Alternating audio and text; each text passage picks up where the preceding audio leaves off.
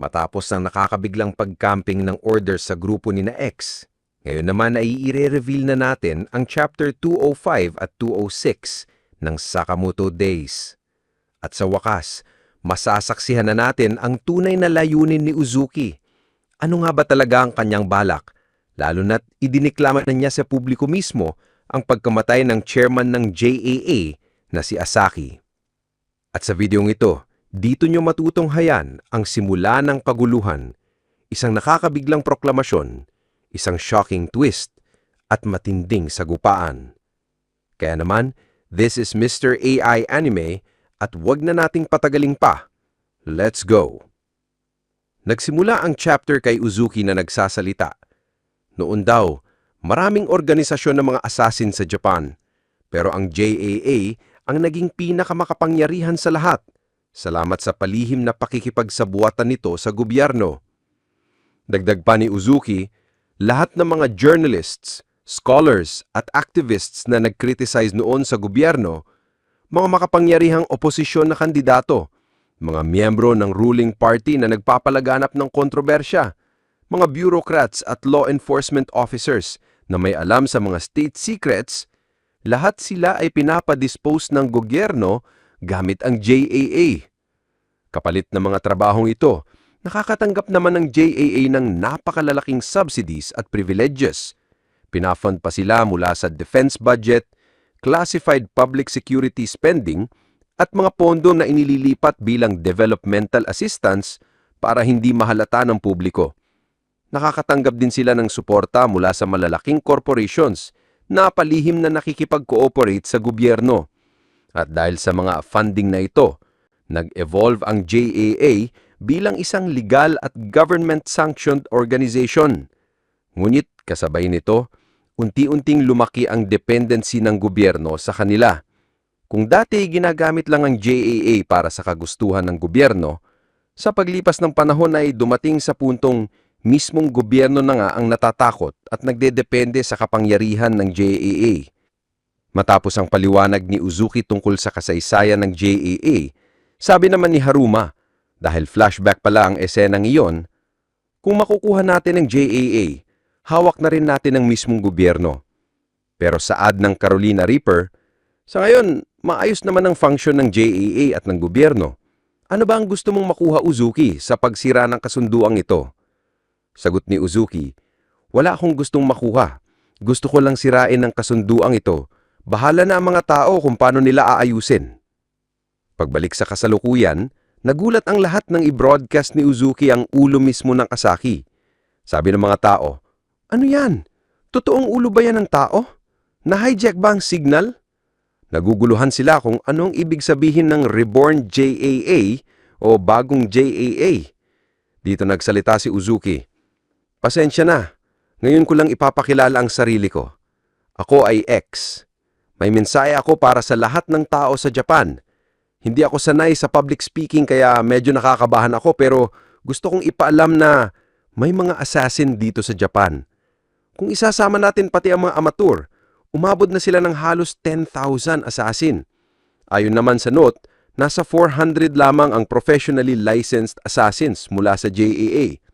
Dagdag pa niya, namumuhay ang mga assassin na ito ng palihim. Baka nga ilan ay nasa tabi niyo lang ngayon. At ipinaliwanag niya na ang JAA ang #1 assassin organization na siyang namumuno sa lahat. Nagulat ang mga tao. Assassins? Ano ba ang Japanese Association Assassin? Ano bang sinasabi ng lalaking ito? Samantala, sa Japan TV, nagpanik ang lahat. Hoy, ano bang mangyayari? Ikat nyo na sa commercial ang station. Sagot ng isa, na-hijack po tayo. Wala na akong kontrol. Pare-parehas na ito sa lahat ng channel. Dahil dito, kabi-kabila na ang mga reklamo na natanggap nila sa mga tao. Dito naman sa Communications Surveillance Bureau ng Ministry of General Affairs, sinabi ng isa sa mga opisyal na hindi pa raw nila kayang tukuyin kung saan talaga nanggaling ang signal na nang-hijack ngayon. Sa kasalukuyan, down pa rin ang broadcasting control system. At para bang wala raw ginagawa ang mga nasa taas, ang mga nasa upper brass dahil dinededma lang nila ang nangyayari. Samantala, dito naman sa Cyber Self-Defense Force, Sinabi ng isang miyembro na isa itong national defense issue, kapantay ng isang digmaan.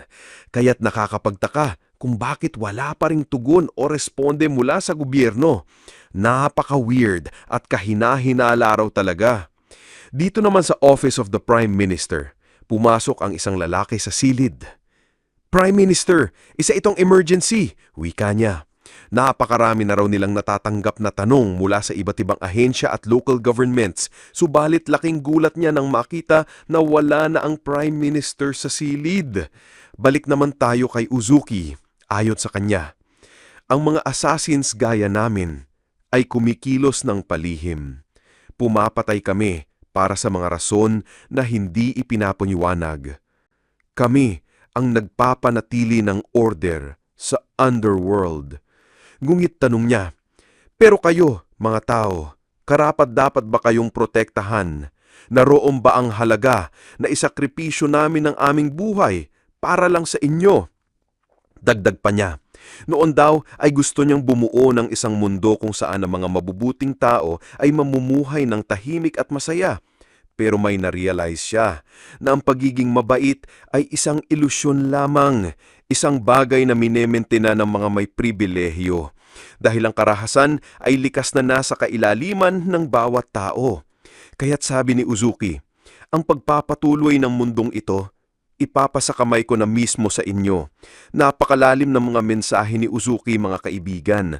Habang naka-live ang pagsasalita niya, makikita naman sina Mafuyu na nanunood. Sabi ni Seba, anong plano ni Uzuki? Ano ba talaga ang pinagsasabi niya? Balik kay Uzuki. On average, wika niya, ang isang tao ay nagkakaroon ng seryosong pagnanais na pumatay ng kapwa 3 beses sa buong buhay niya. Kaya't ngayon, magbibigay ako ng baril sa bawat tao dito sa bansa. Isang baril na may 3 bala at pwede ninyong gamitin iyon kahit kailan ninyo gustuhin nang walang anumang criminal charges o penalties. Nagulat ang mga tao, ha? Ano ba ang pinagsasabi nito? Trending agad sa social media ang salitang New JAA bilang #1 topic. Sabi ng ilan habang nakapingin sa kanilang cellphone at laptop, kalokohan yan. Sino ba tong lalaking to? Wala naman siyang authority para gawin lahat ng ito. Pero nagsalita muli si Uzuki. Siguro nagtataka kayo kung posible ba talaga ang sinasabi ko. Kaya nagdala ako ng isang tao para magpaliwanag sa inyo. At dito na nag-step forward ang isang lalaki, ang mismong Prime Minister ng Japan. Sabi niya, mga citizens ng Japan, bilang inyong Prime Minister, nandito ako para kumpirmahin na totoo ang lahat ng sinabi ng lalaking ito. Nagulat ang lahat. Ha? Ang Prime Minister? Totoo ba to? Habang pinagpapawisan, nagpaliwanag pa ang Prime Minister. Ang grupong ito ay may kontrol sa lahat, infrastruktura, komunikasyon, kuryente, logistics, finance at iba pa. Pagmamay-ari na nila ang mahigit 124,500,000 na baril dito sa bansa. Ito ang bubuo ng isang bagong order na pamumunuan ng kapangyarihan at hindi ng batas. At ang gobyerno ay makikipag-cooperate sa New JAA upang makabuo ng bagong bansa. Sinabihan naman agad ni Kuronome ang Prime Minister, tumigil ka, kung hindi, mamamatay ka. Nagsalita naman si Kanaguri, ang cameraman. X, may 8,000 comments na ang live broadcast sa YouTube.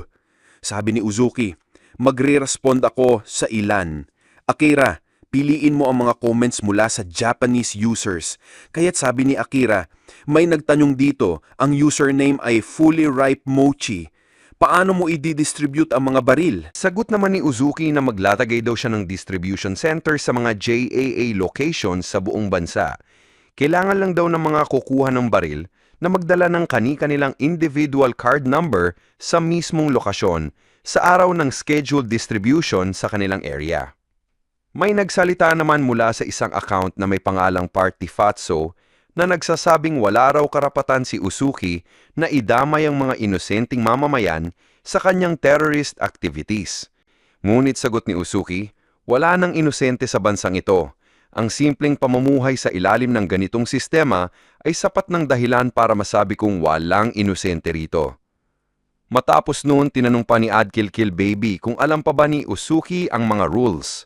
Kaya paliwanag ni Uzuki, ang mga kulang sa intellect, wala nang rason para intindihin ng lahat ng talk na to dahil malapit na ang pagbagsak ng mga ideyang walang ebidensya o kabuluhan.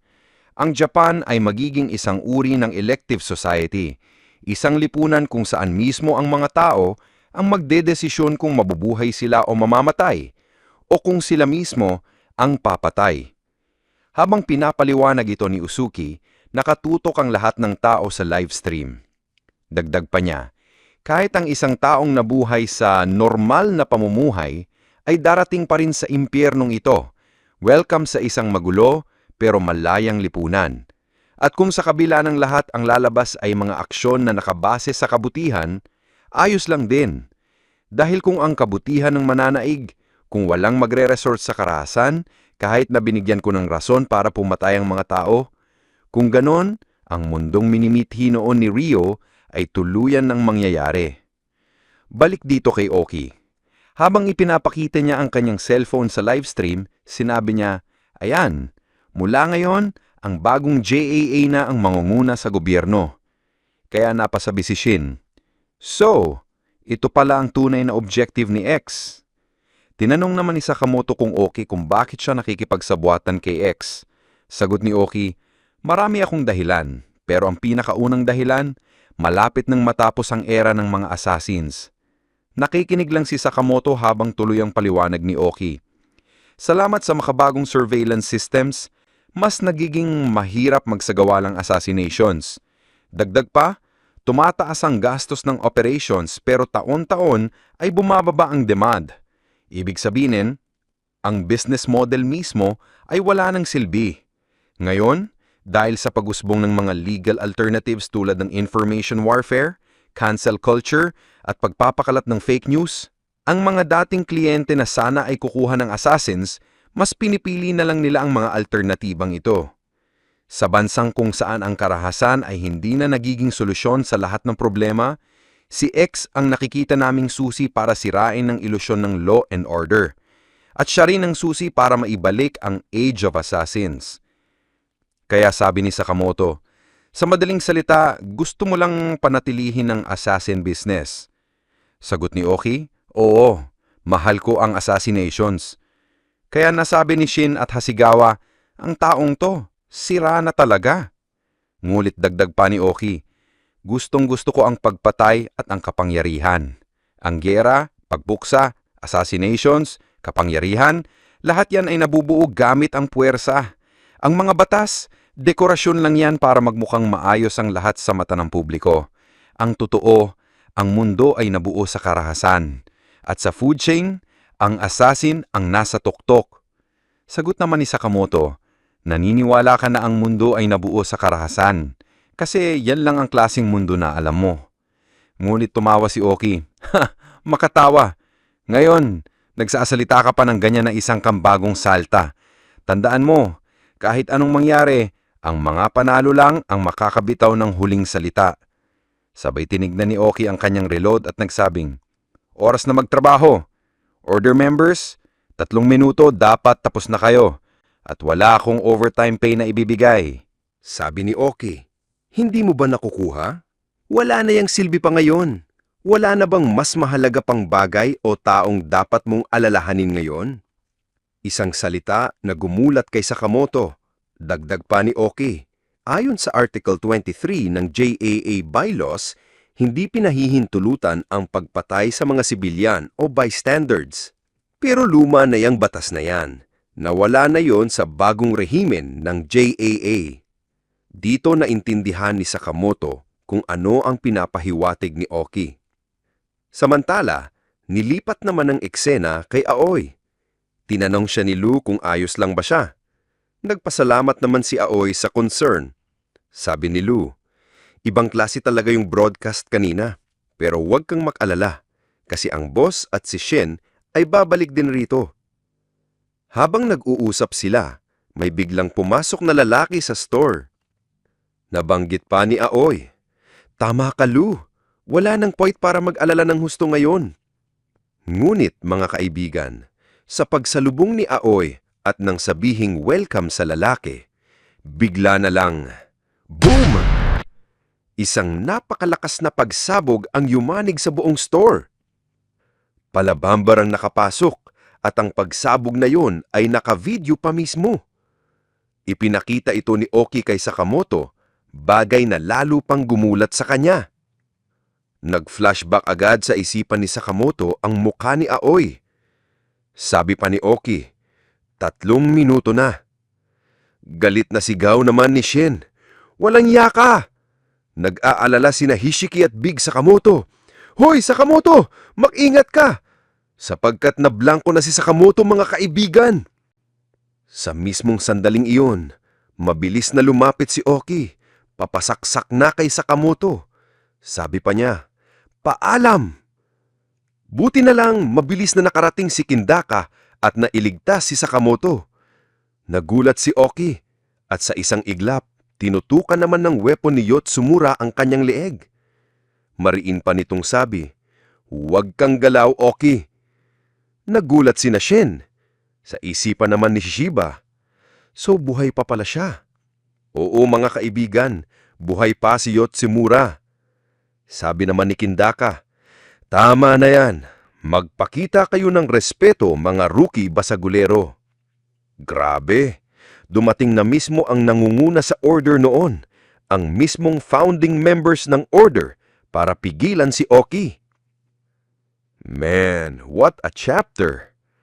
Ano kaya ang mangyayari simula ngayon matapos magsabog ang buong Sakamoto store kasama sina Aoi na nasa loob at dumating na rin sina Kindaka at Yotsumura?